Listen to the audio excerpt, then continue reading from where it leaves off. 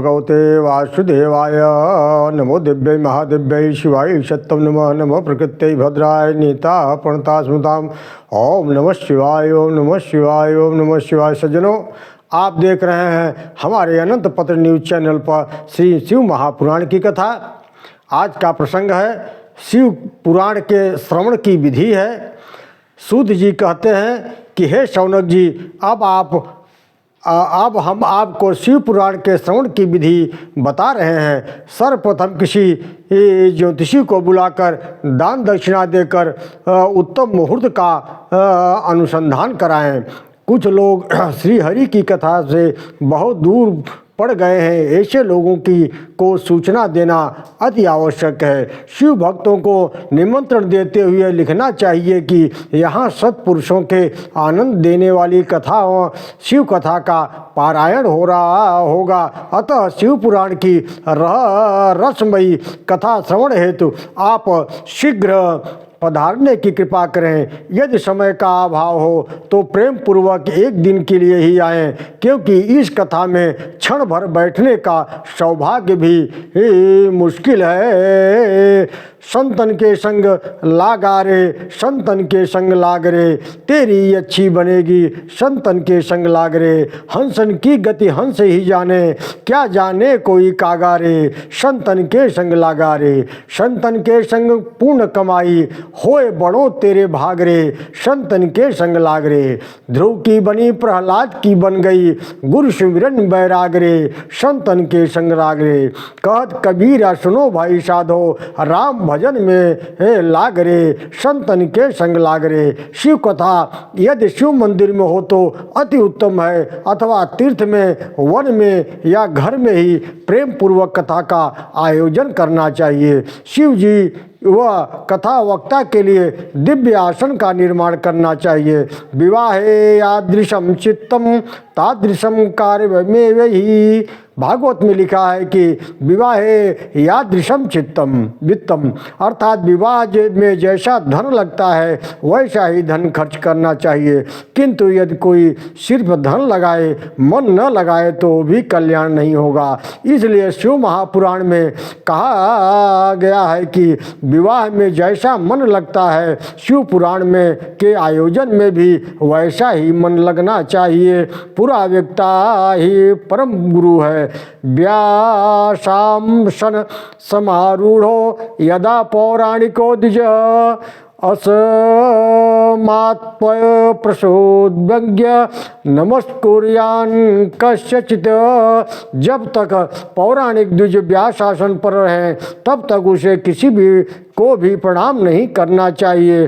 पुराणज्ञ शुचिर्दक्ष शांतो विजित मत्सर साधु कारुण्यवान वाग्मी व्यदेत पुण्य कथामिमाम। पुराण को पवित्र कुशल शांत और मात्सर्य से रहित साधु स्वभाव वाला करुणावान होना चाहिए।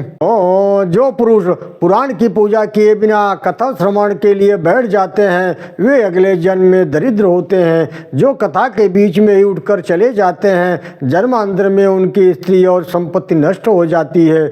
जो सिर पर पगड़ी बांधकर कथा सुनते हैं उनके कुल कलंक की पुत्र उत्पन्न होता है। जो पान चबाते हुए कथा सुनते हैं उन्हें यमदूत उनकी ही विद्या विष्ठा खिलाते हैं। जो कथावाचक से भी ऊंचे आसन पर बैठकर कथा सुनते हैं उन्हें गुरुशैया पर शयन का पाप लगता है। जो लोग कथा के बीच में गंदी बातें बोलते हैं वे अगले जन्म में गधा बनते हैं। जो कभी कथा नहीं सुनते वे सुअर बनते हैं। जो कथा में विघ्न डालते हैं वे जंगली सुअर बनते हैं। सब इसके आगे है श्रोताओं के नियम है। कथा श्रवण करने वाले श्रोता को यदि संभव हो तो उपवास करे अथवा एक समय भोजन करे, अथवा शारीरिक क्षमता न हो तो भोजन करके भी कथा श्रवण करने में कोई हानि नहीं है। भजन भोजनम शुक्रम मन्ये कथा श्रवण प्रदम। अरिष्ट अन्न ग्रहण न करें, बासी अन्न का सेवन न करें। बैगन, तरबूज, चिहड़ा, मूली, कोहड़ा, प्याज, नारियल का मूल, हींग, गाजर आदि का कथा में के मध्य सेवन न करें, कथा के मध्य में मांस मदिरा का सेवन न करें, कथा के पश्चात कथावाचक को यथाशक्ति दान करें, कथा विश्राम के पश्चात हवन करें। श्रोता यदि विरक्त हो तो गीता के श्लोक से हवन करें। शिव गीता जो शिव जी ने राम जी को कही है। श्रोता यदि गृहस्थ हो तो रुद्र संहिता के प्रत्येक श्लोक गायत्री मंत्र या शिव पंचाक्षर मंत्र से हवन करे। शिव शंकर को जिसने पूजा उसका ही उद्धार हुआ, अंधकाल को भवसागर में उसका बेड़ा पार हुआ। भोले शंकर की पूजा करो, ध्यान चरण में इसके धरो। हर हर महादेव शिव शंभो, हर हर महादेव शिव शंभो, हर हर महादेव शिव शंभो। डमरू वाला है जग में दयालु बड़ा, दीन दुखियों का देता जगत का पिता। सब पे करता है भोला शंकर दया, सबको देता है आसरा। इस पावन चरणों में अर्पण आकर जो एक बार हुआ, अंतकाल को भवसागर में उसका बेड़ा पार हुआ। हर हर महादेव शिव शंभो, हर हर महादेव शिव शंभो, हर हर महादेव शिव शंभो, हर हर महादेव शिव शंभो। नाम ऊंचा है सबसे महादेव का, वंदना इसकी करते हैं सब देवता। इसकी पूजा से वरदान पाते हैं सब, शक्ति का दान पाते हैं सब। नाथ असुर प्राणी सब पर ही भोले का उपकार हुआ, अंतकाल को भवसागर में उसका बेड़ा पार हुआ। शिव शंकर को जिसने पूजा उसका ही उद्धार हुआ, अंतकाल को भवसागर में उसका बेड़ा पार हुआ। बोलिए शंकर भगवान की जय। ओम नमः पार्वती पतये, हर हर महादेव। ओम नमो भगवते वासुदेवाय, शंकर भगवान की जय। ओम नमः पार्वती पतये, हर हर महादेव। सज्जनों, अब आज शिवलिंग के पूजन की विधि है। आइए चलते हैं सीधा कथा की तरफ। व्यास उवाच धर्म क्षेत्रे महाक्षेत्रे गंगा कालिंद संगमे, प्रयागे परमे पुण्ये ब्रह्मलोकस्य वर्तमनि। जो धर्म का महान क्षेत्र है, जहाँ गंगा यमुना का संगम हुआ है, जो ब्रह्मलोक का मार्ग है, उस परम पुण्यमय प्रयाग में महातेजस्वी मुनियों ने एक बहुत बड़ा विशाल ज्ञान यज्ञ किया है।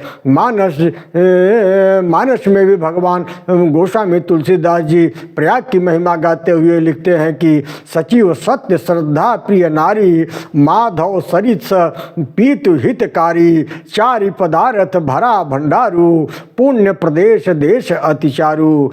चंवर जमुन अरु गंग तिरंगा, देखी हो दुख दारिद भंगा। को कही सकई प्रयाग प्रभाऊ, कलुष पुंज कुंजर मृगराऊ। शौनक जी कहते हैं, हे सर्वज्ञ रोमहर्षण जी, जैसे समुद्र रत्नों का भंडार है, वैसे ही आप समस्त कथाओं के भंडार हैं। सूद जी जब कथा सुनाते थे तो श्रोताओं के रोम रोम हर्षित हो जाते थे, इसलिए उनका एक नाम रोमहर्षण भी पड़ गया था। प्राप्ति कलयुगे घोरे, नरा पुण्य विवर्जिता, दुराचार रता सर्वे, सत्यवार्ता परांग मुखा। कलयुग आने पर लोग पुण्य वर्जित हो जाएंगे। सतयुग त्रेता आदि में पाप विवर्जिता होते थे, लेकिन कलयुग में पुण्य विवर्जिता होंगे। वे सभी दुराचार में रत होंगे और सत्यवार्ता से मुख मोड़ने वाले होंगे। मानस में भी भगवान तुलसीदास जी लिखे हैं, झूठ ही लेना झूठ ही देना, झूठ ही भोजन झूठ चबेना। ब्राह्मण लोभी हो जाएंगे, वेद विक्रय करेंगे, त्रिकाल संध्याहीन और ब्रह्म बोध से विवर्जित होंगे। त्रिकाल संध्याहीना ब्रह्म बोध विवर्जिता। क्षत्रिय बलहीन हो जाएंगे, युद्ध में उनकी प्रीत नहीं रहेगी, प्रजा पालन रूपी सद्धर्म से हीन हो जाएंगे। वैश्या शंकारहीनास्ते सर्वधर्म त्याग शैलनी। वैश्य संस्कारहीन व अपने स्वधर्म का त्याग करने वाले होंगे। चतुर्थ वर्ण प्रमुख मानप्रिय व विप्र अपमान करने वाले होंगे। स्त्री स्वेच्छाचारिणी होंगी। मानस में भी कलयुग के संदर्भ में गोस्वामी तुलसीदास जी ने बहुत अच्छा लिखा है। बहुधा